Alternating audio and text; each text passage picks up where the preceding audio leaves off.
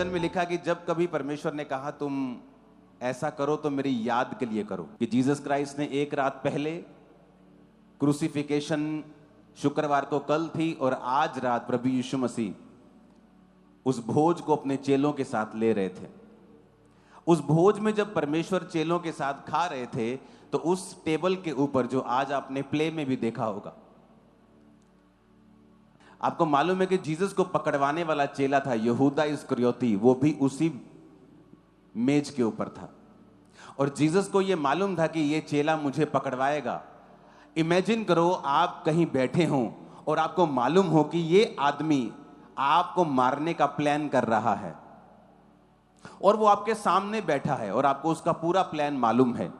लेकिन ये बात साबित होती है कि प्रभु यीशु मसीह का जो फोकस था, जो प्रभु यीशु मसीह का प्रेम था पिता के लिए, क्योंकि वो प्रार्थना कर रहे थे अपने स्पिरिट में कि पिता हो सकता है तो ये कटोरा टल जाए, लेकिन मेरी नहीं तेरी मर्जी पूरी हो। कई बार जब आपका विरोध हो रहा होता है, आपको लगता है ये विरोधी है, ये आपका दुश्मन है, आप उससे नफरत करने लगते हैं, लेकिन कई बार परमेश्वर ऐसा करता है आपको नेक्स्ट लेवल पर लेके जाने के लिए।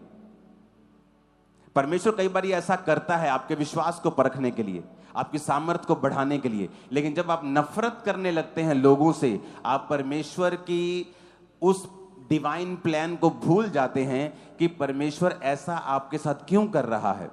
जीसस ने मालूम था कि ये चेला मुझे पकड़वाएगा और ये चेला जाके अब बताएगा और मुझे पकड़वा कर मुझे मरवाएगा, लेकिन जीसस को मालूम था कि ये सब कुछ पिता के प्लान से मैं कर रहा हूं। पिता ये चाहता है कि ये कटोरा मैं पीऊं, मैं क्रूसिफिकेशन पे जाऊं, क्रूस उठाऊं, मारा जाऊं, गाड़ा जाऊं, फिर तीसरे दिन मुर्दों में से जी उठूं। आप इमेजिन करो जीसस क्राइस्ट का फोकस कितना ग्रेट था, कितना महान था कि सामने उनका कातिल बैठा है, पकड़वाने वाला बैठा है, और जीसस ने अपना पेशेंस नहीं खोया। हमारे जैसा कोई होता तो उसको दो जरूर मारता, तो मारता जोर से कि तेरी वजह से आज ऐसा हो रहा है, कर भी लेता काम लेकिन उसको मारता भी। पेशेंस जीसस क्राइस्ट के अंदर था कि मालूम था ये चेला है वही चेला जो अब मुझे पकड़वाएगा, जो मुझे बेच के आ चुका है, जो सिक्कों में मुझे बेच चुका है। बस अब मेरा इंतजार कर रहा है कि कब मैं वो रात आए और वो जाके जब वो लोग आए तो मुझे चूमे और ये बोलेगा कि मैं जिसको चूमूंगा उसी को पकड़ लेना, वही जीसस क्राइस्ट होंगे।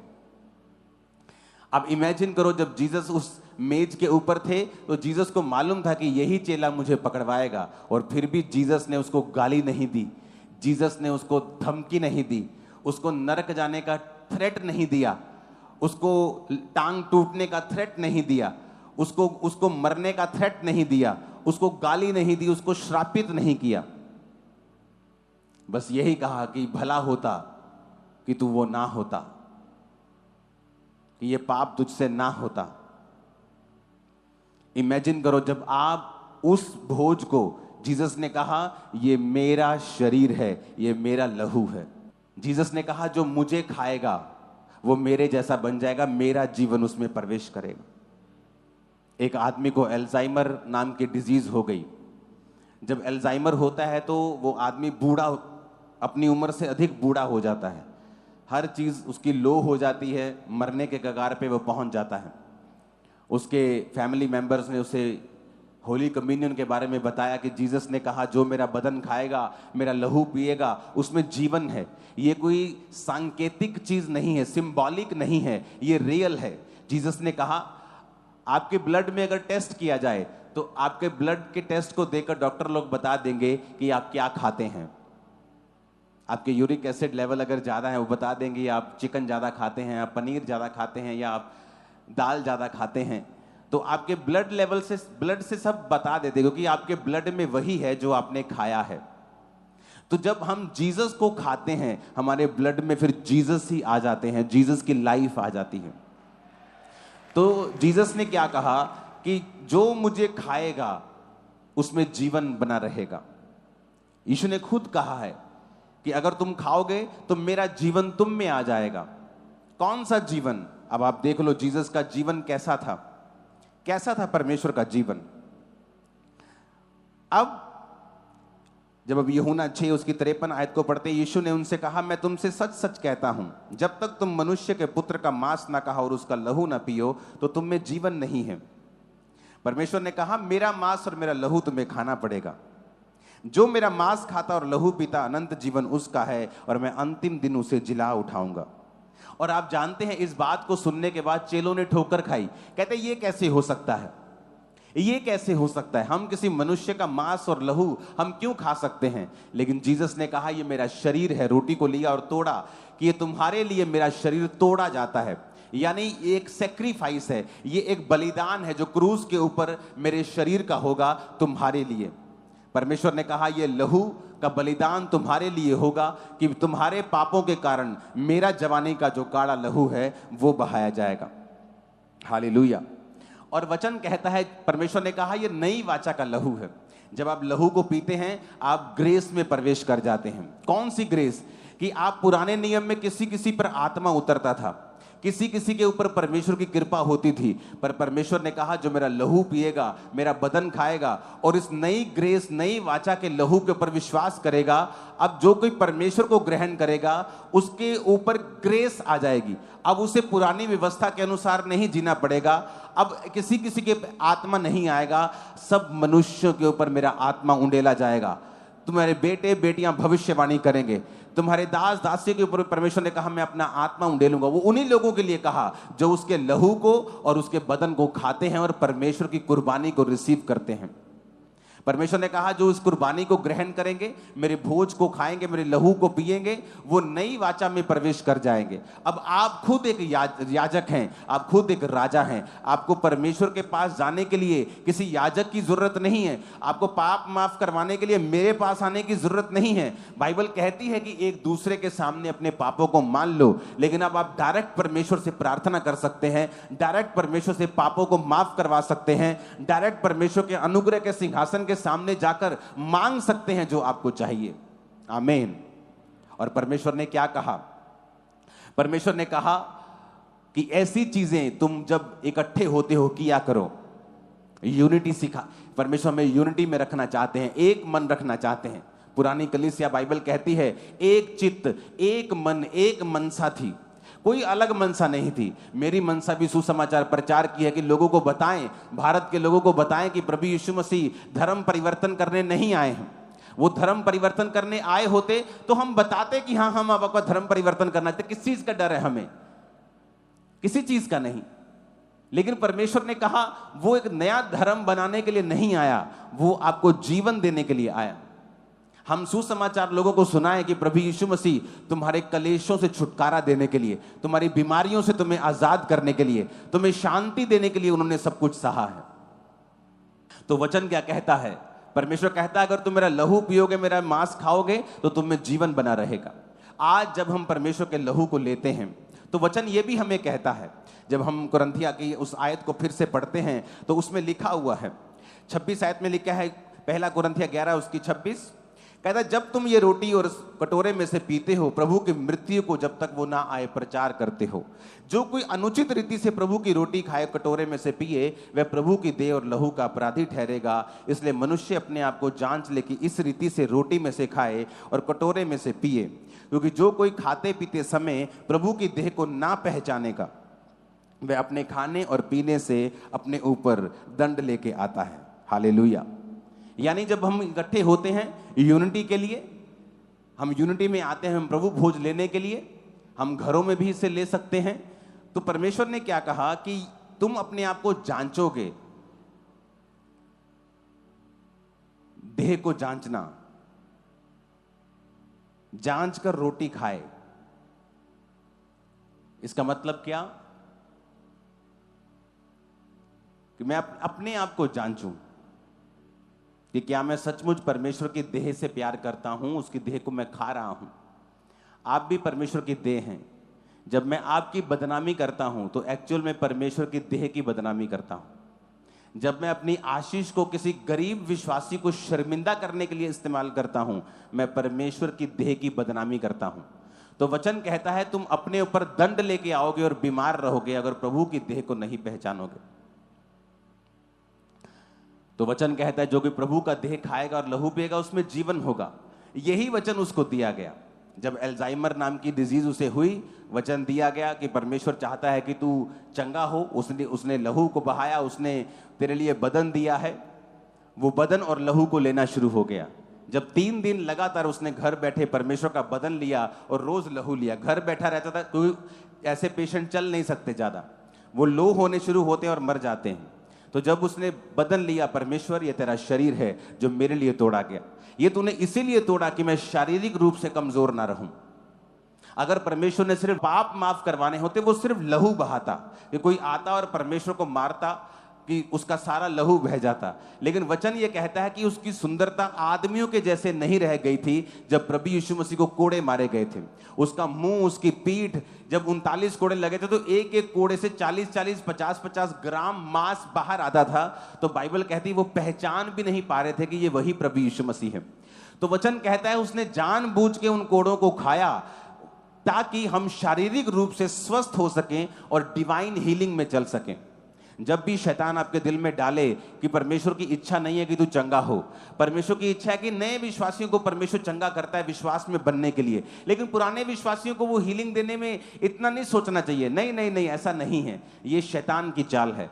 परमेश्वर ने वो लहू इसीलिए बहाया, वो कोड़े इसीलिए खाए, वो कोड़े इसीलिए खाए, वो शरीर इसलिए तोड़ा कि तुम डिवाइन हेल्थ में भी चल सको। जब उसने 3 दिन वो लेता रहा, रोज बदन को लेता था, बोलता था प्रभु तेरे वचन में लिखा है ये शरीर तूने मेरे लिए तोड़ा, मैं इस शरीर को खाता हूं।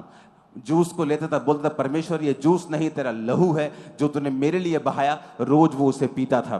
जब चौथे दिन बंदा वो उठा, वो 10 साल जवान था, उसकी बॉडी हील हो चुकी थी, अल्जाइमर जा चुका था, आंखें खुल चुकी थी और विजिबली एक होता है कि आपको हील हो गए लेकिन आप ऊपर से भी चेंज नहीं हुए हो, आपकी चमड़ी वैसी की वैसी, आंखें धसी की धसी हैं, या आपका शारीरिक ढांचा वैसा ही है, आप वैसे चल पड़े हो, आपको फर्क लग रहा है।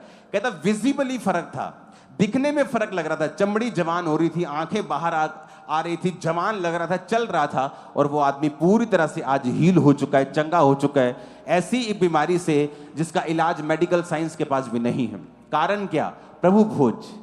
जब आप प्रभु भोज की ताकत को समझते हैं, इसलिए तो कहा जाता है कि विश्वासी एक दूसरे को माफ करे, क्योंकि जिस प्रभु का आप भोज ले रहे हैं, ये जानते हुए कि मेरा कातिल इसी मेज के ऊपर बैठा है, तब भी वो पेशेंस रखता है। इमेजिन करो आप उस प्रभु के शरीर को खा रहे हो, तो आपको कैसा फोकस और कैसा पेशेंस आपको रखना चाहिए अपनी लाइफ में। और जब आप इस प्रभु भोज को समझ के लेते हो कि मेरे परमेश्वर ने सब कुछ जानते हुए भी, आंखों के सामने होते हुए भी अपना पेशेंस नहीं खोया, अपना आपा नहीं खोया, कहीं भी गाली नहीं निकाली, कहीं भी गुस्सा नहीं किया, तो परमेश्वर ने जब हम उसको जो ग्रेस हमें दी है कि हम उसी शरीर को खा सकते हैं, मैं आपको आज प्रॉमिस देता हूं, आप उस परमेश्वर के शरीर को आज खाओगे और उस परमेश्वर के लहू को आज पियोगे जिसमें इतना पेशेंस था। जो अमीरों का अमीर क्या, ऐसे ग्रह वैज्ञानिकों ने ढूंढे हैं, मैंने आपको बताया था पहले भी, जो पूरी तरह से हीरे के बने हुए हैं। अगर उनको बेच दिया जाए तो इस धरती के ऊपर $100 की इतनी ढेरियां लगेंगी कि वो चंद्रमा तक पहुंच जाएंगी, ढेरियां इतनी होंगी। ऐसे ग्रह परमेश्वर ने बनाए हैं।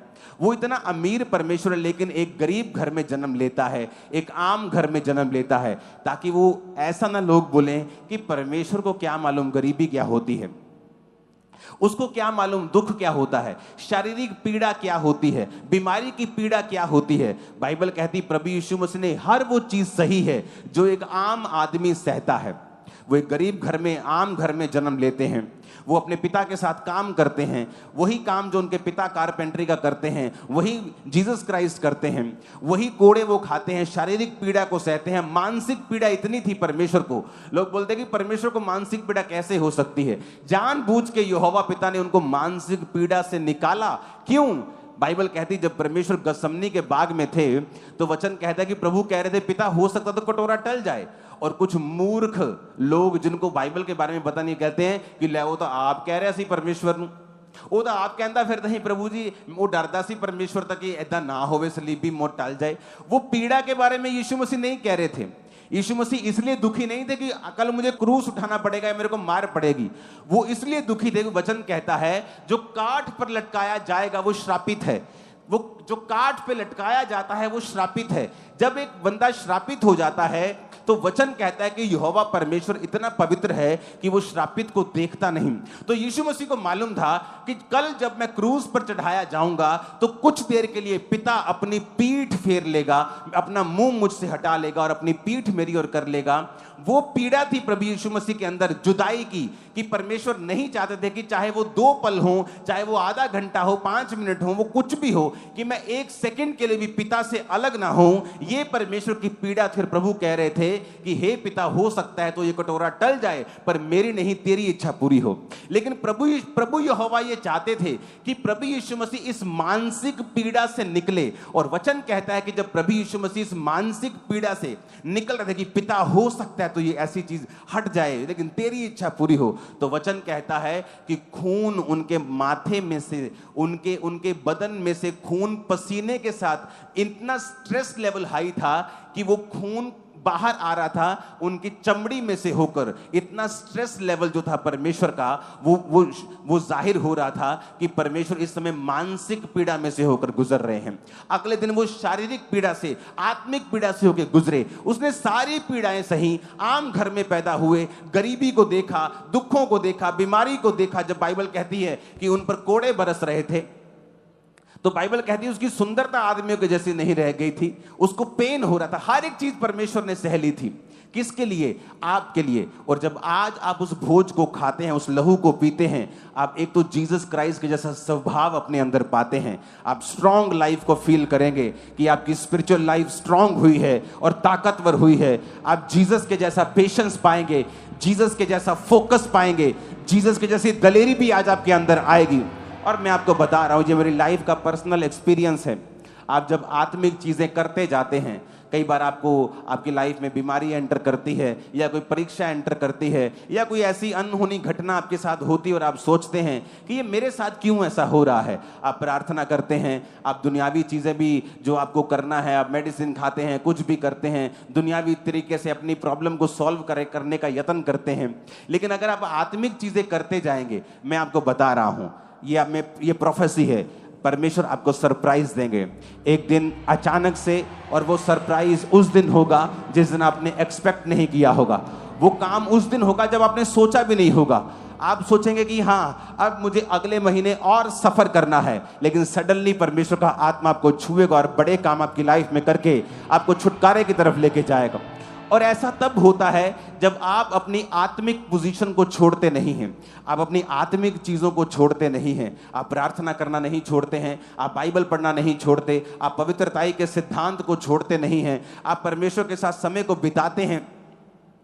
मैं पिछले कुछ दिनों में अचानक, मेरे को इंटरनेट का शौक नहीं है, मेरी वाइफ तो किसी भी ऐप पर भी नहीं है, ना ये फेसबुक पे है, ना इंस्टा पे है, मेरे फोन पे चीजें हैं। मैं अपनी मिनिस्ट्री का कुछ चेक कर लिया, तो एक दिन मैं अपने फोन पे था और 4-5 मिलियनर बिलियनर लोग आए जो बहुत अमीर थे। उनकी इंटरव्यू हो रही थी, एक आदमी उनकी इंटरव्यू ले रहा था, और सब में एक चीज कॉमन थी। सब कहते थे कि मैं जब 28 साल का था, मैं बाइबल पढ़ रहा था, तो परमेश्वर ने मेरे से बात की बाइबल में से, और तब से मेरी जिंदगी बदल गई। मैं ब्रिज के नीचे रहता था, आज मेरी हजारों करोड़ों की कंपनी है। सभी की लाइन सेम थी कि मैं बाइबल के साथ जुड़ा हुआ था, मैं परमेश्वर पर विश्वास करता था। कल मैं एक जगह बैठा हुआ था और वहां पे मैं अपनी टेस्टिमनी को दे रहा था, और मेरे पास परमेश्वर की ओर से छोटी बाइबल, जो मेरी पहली बाइबल जो मैंने अपनी वाइफ को गिफ्ट दी, वो मेरे साथ थी। और मैं उनसे बात कर रहा था। मैंने कहा मेरी लाइफ की हर बड़ी शुरुआत बाइबल से हुई है। जब मैं मेंटली अपसेट के अटैक से निकल रहा था, तो मैं 15 मिनट की प्रार्थना करता था। मुझे अब याद नहीं 15 मिनट में 3 बार करता था, शायद 15 मिनट में 2-3 बार प्रार्थना करता था। और 15 मिनट में भी मैं अपनी घड़ी को, जब दूसरे मोबाइल होते थे, टाइम उन पे भी आता था, तो उन पर मैं 15 मिनट में भी 3-4 बार मोबाइल देख लेता था, कितने मिनट हो गए, कितने मिनट हो गए। तो इस तरह से मैं प्रार्थना करता था। और एक दिन जब मुझे अटैक होने लगते थे, तो मुझे बाइबल पढ़ता था जब मेरे अटैक खत्म होते थे, क्योंकि उसका दवाई इलाज नहीं था। आप नशा कर ले, उसका इलाज नहीं था। तो मेरे जीवन में परमेश्वर ने शैतान को भी इस्तेमाल किया। जब मेरे को अटैक होता था दुष्ट आत्मा का, तो मैं बाइबल पढ़ता था और सिर पे अनॉइंटिंग ऑयल लगा के अपनी छत पे चला जाता था, बाइबल पढ़ता था 3-3 घंटे, 6-6 घंटे। उस वजह से मेरे को पूरा नया नियम याद हो गया था। कोई भी विश्वासी अगर मेरे पास आता था, मैं जब पास्टर के पास अपने जाता था और कोई विश्वासी किसी के पास विजिट होती थी तो मेरे को बाइबल रटी हुई थी, वो कोई भी चीज बोलता था तो मैं झट से बाइबल निकाल लेता था कि तेरे बारे में परमेश्वर का वचन ये कहता है। तो इतना परमेश्वर ने मुझे, इसलिए नहीं कि प्रभु से बहुत प्यार करता था, इसलिए कि परमेश्वर ने मुझे ऐसी सिचुएशन में डाल दिया कि मुझे बाइबल पढ़नी पड़ती थी, नहीं तो मेरे मेंटली अपसेट के अटैक खत्म नहीं होते थे। तो उनमें मैंने क्या सीखा, एक दिन मैं जब बाइबल पढ़ रहा था तो परमेश्वर का वचन आया, हे मेरे प्रिय भाइयों हियाव बांधो, दृढ़ रहो, क्योंकि तुम जानते हो कि मसीह में की गई मेहनत व्यर्थ नहीं। मुझे लगा परमेश्वर ने मुझसे बात की है, अगर मैं चाहता हूं कि मैं मेंटली अपसेट के अटैक से फ्री हो जाऊं, मैं इस बीमारी से आजाद हो जाऊं, तो मेरी मेहनत नहीं, शायद प्रभु ये चाहता है कि मैं मेहनत करूं। तब मेरे रोजे रखने स्टार्ट किए, 40 रोजे स्टार्ट किए, फिर 40 खत्म, फिर 40, फिर 40, एक साल में 5 बार 40 रोजे रखे। और परमेश्वर का दास मेरे सपने में आके मुझे कहता है, तेरा जो डिप्रेशन है इसके विषय में परमेश्वर से दिल खोल के प्रार्थना कर, यानी जिस चीज का तुझे डिप्रेशन है उसको शब्दों में बोल कर, कि तेरे दिमाग में क्या आता है उस चीज को शब्दों में बोल बोल कर परमेश्वर के सामने प्रार्थना कर, तेरा डिप्रेशन जो है वो खत्म हो जाएगा। और वो दिन था और आज दिन है, 20 साल हो चुके हैं, वो चीज वापिस कभी नहीं आई मेरी लाइफ में। लेकिन वो कैसे हुआ, सारे मिलियनर्स बिलियनर्स बता रहे थे बाइबल, वचन, फेथ। आज विश्वासी बाइबल के साथ जुड़ा हुआ नहीं है। क्रिश्चियन बंदे को लगता है मैंने बाइबल पढ़ी हुई है, विश्वासी को लगता है मैं नया नियम पढ़ूंगा। नहीं, ऐसा नहीं है। अगर आप बाइबल के साथ अटैच्ड हो और उसको रेगुलर पढ़ते हो, कोई पता नहीं कौन सा वचन किस दिन जीवित हो जाएगा। आप जानते कई बार अगर मैं अपनी, ये चीज आपको शायद समझ आए चाहे ना आए, कुछ चीजें डीप हैं, अगर मैं एक बाइबल को पढ़ूं तो शायद आप ये बात नहीं जानते कि जो मैं पढ़ रहा हूं उस वचन को जीवित कर सकता हूं अगर आपके अंदर पवित्र आत्मा है तो। शायद आप ये बात ना समझें कि वचन तो जीवित ही है, लेकिन मैं आपको कुछ और कह रहा हूं। आप उसे व्यक्तिगत बना सकते हैं। एक वचन लिखा है कि परमेश्वर ने कहा धर्मी का वंश बचाया जाएगा, लेकिन अगर आपके अंदर पवित्र आत्मा है, आप प्रभु की प्रेजेंस में हैं, और अगर आप वो वचन पढ़ लें, उसे व्यक्तिगत बना लें, आप जीवित कर सकते हैं और एक बच्चा पा सकते हैं परमेश्वर से। मेरी बात समझ आ रही है कि नहीं? जीवित कर सकते हैं आप वर्ड को। मैं मेंटरशिप मीटिंग में अगर जा रहा हूं तो मैं उन वचनों को पढ़ूंगा जो मुझे चाहिए, और उन वचनों को लेकर मैं जीवित कर सकता हूं, उनकी लाइफ में ज्वलंत कर सकता हूं, काम कर सकता हूं उन वचनों के द्वारा। कितने मेरी बात को समझ रहे हैं? कुछ चीजें डीप है, अगर मैं इनको समझाने लग जाऊंगा तो आज के टॉपिक से हम हट जाएंगे। परमेश्वर यीशु मसीह ने वचन को जीवित किया, जो लिखा हुआ था कि यहोवा का आत्मा मुझ पे है, उसने सुसमाचार सुनाने के लिए मेरा अभिषेक किया। लेकिन जब जीसस ने पढ़ा वो जीवित हो गया, व्यक्तिगत हो गया और जीसस के लिए हो गया। विश्वासी जो है, जो अगर वचन के साथ जुड़ा हुआ नहीं है तो उसे बहुत सी चीजें मिलती नहीं। क्यों? क्योंकि अगर आप वचन के साथ जुड़े हुए होंगे, कोई पता नहीं कौन सा वचन आपके दिल में हिट कर जाए। जीसस के वचन में लिखा है, यहोवा के दाहिने हाथ में दीर्घ आयु और बाहिने हाथ में धन और महिमा है। अगर एक विश्वासी इसे पढ़े जो गरीब है, जो गरीबी के श्राप से निकल रहा है, भाई साहब आप परमेश्वर के नाक में दम कर दोगे इस वचन से। अगर आप में दिमाग हुए ना, अगर आप में बुद्धि हुई, इस एक वचन से आप प्रभु के सामने रोज घुटने लगा के बैठ जाओगे। उसको आपको धन देना पड़ेगा और आप प्रभु का काम करोगे, क्योंकि आप ये कहोगे प्रभु मैंने नहीं लिखा, मैंने थोड़ी लिखा है, तूने लिखा है कि तेरे दाहिने हाथ में दीर्घ आयु है, मुझे दीर्घ आयु चाहिए। तेरे बाहिने हाथ में धन है और महिमा है, मुझे दोनों चीजें चाहिए। तू मेरा परमेश्वर, तू मेरा बाप है, तेरे हाथ में सारा कुछ है। तू अपने बेटे से कैसे छुपा सकता है? तू अपने बेटे से ये तीन चीजें कैसे रख सकता है? तू कैसे हो सकता है कि तो तीन चीजें मेरे जीवन में ना हो? जिस दिन घुटनों पे लड़ना सीख जाओगे, पिता से लेना सीख जाओगे, पिता तुम्हें दे देगा सारा कुछ। पर बात यह है कि विश्वासी की लाइफ में वचन जीवित नहीं होता। क्यों? वो उसे पढ़ता नहीं है। अगर आप 10 बच्चों के बीच में बाइबल पढ़ेंगे, आपको नहीं समझ आएगी। आप एकांत में पढ़ें, अलग होके पढ़ें, काम होके पढ़ें, समझ के पढ़ें, और देखें वचन आपको क्या कह रहा है। कि परमेश्वर कह रहा है मेरे दाहिने हाथ में दीर्घ आयु। आप अपनी बीमारी को हील कर सकते हो, कि प्रभु तेरे वचन में लिखा तेरे दाहिने हाथ में दीर्घ आयु है। अगर तेरे दाहिने हाथ में है तो किसके लिए है? मेरे दुश्मन के लिए नहीं, मेरे लिए। मुझे चाहिए, मुझे चाहिए। आप दिन रात इस वचन से प्रार्थना करने लगते हैं। जब दिन रात वचन से प्रार्थना करने लगते हैं तो परमेश्वर का वचन खुद कहता है कि अगर तू दिन और रात मेरे नाम की दुहाई देगा तो मेरा पिता तुम्हारा न्याय जल्दी चुकाने के लिए आएगा और देर ना करेगा। पर बात यह है कि वो एक पर्सनल रिलेशन पे निर्भर करता है। अब आपने वो थोड़ा सा मुद्दा भटका दिया है, तो ये भी पवित्र आत्मा की ओर से है कि अब वो पर्सनल रिलेशन पे निर्भर करता है कि क्या आपके अंदर पवित्र आत्मा है कि आप पढ़े हुए वचन को जीवित कर सकते हैं। आप उसे जीवित कर सकते हैं कि प्रभु तेरे वचन में लिखा है कि गर्भ का फल यहोवा की ओर से प्रतिफल है। अच्छा, गर्भ का फल यहोवा की ओर से प्रतिफल है कि यहोवा उसे देता है, तो मेरे जीवन में क्यों नहीं? आप फाइट करते हैं, आप प्रेयर करते हैं रोज, आप 8 साल प्रार्थना करते हैं एक वचन से, भाई साहब प्रभु को आपकी सुननी होगी, वो आपको गर्भ को खोलेगा। वो कितने मेरी बात को समझ रहे हैं? वचन को जीवित करना बहुत जरूरी है। हालेलुया। तो फिर से उसी मुद्दे पे हम आते हैं कि परमेश्वर क्या कहता है कि मेरा बदन जो तुम खा रहे हो, मेरा लहू तुम पी रहे हो, तुम मेरे जीवन को खा रहे हो। मैं जीसस के जैसा पेशेंस, जीसस के जैसी लाइफ, जीसस की हीलिंग, जीसस की डिलीवरेंस, जीसस की ब्लेसिंग को आज मैं खाऊंगा और आप भी उसे खाएंगे।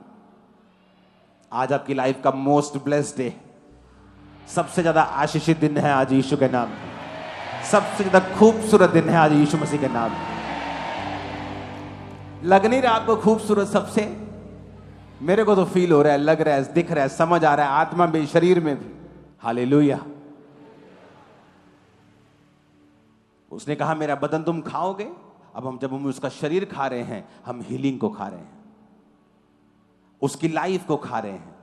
जीसस के जैसा पेशेंस, जीसस के जैसा फोकस, जीसस के जैसी प्रेयर लाइफ, जीसस के जैसा वचन के साथ जुड़ाव, जीसस के जैसा पिता के साथ रिश्ता, पिता के साथ नाता, जीसस ने जो कहा, जो किया पिता के लिए, वो ऐसी ग्रेस आप खा रहे हैं और आज मैं खा रहा हूं। और परिवार सेम नहीं होंगे आज से इन जीसस ने। सब बदल जाएगा। परमेश्वर का आत्मा कहता है सब बदल जाएगा। आमीन। ऊंचा चाहिए चर्च। Hallelujah, hallelujah.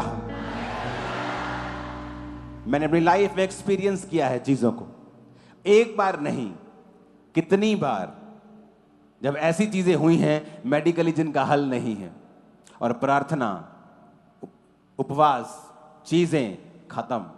आप हैरान हो जाते हैं, आप वही हैं कि परमेश्वर ने आपका हल कर दिया, सोल्यूशन दे दिया आपको, क्योंकि आप आत्मिक लोग हैं। आपको आत्मिक चीजें करते रहना होगा। काम हो चाहे अभी ना हो, चाहे बाद में हो, लेकिन आपको करते रहना होगा, क्योंकि यही सच्चाई है, यही ट्रुथ है। कहीं और कुछ भी नहीं है, कहीं हल नहीं होगा। परमेश्वर ही एकमात्र हल है हमारा। हालेलुया। परमेश्वर के वचनों को सुनने के लिए हमारे चैनल को सब्सक्राइब कीजिए और हमारी लेटेस्ट वीडियो सबसे पहले देखने के लिए बेल आइकन को प्रेस कीजिए।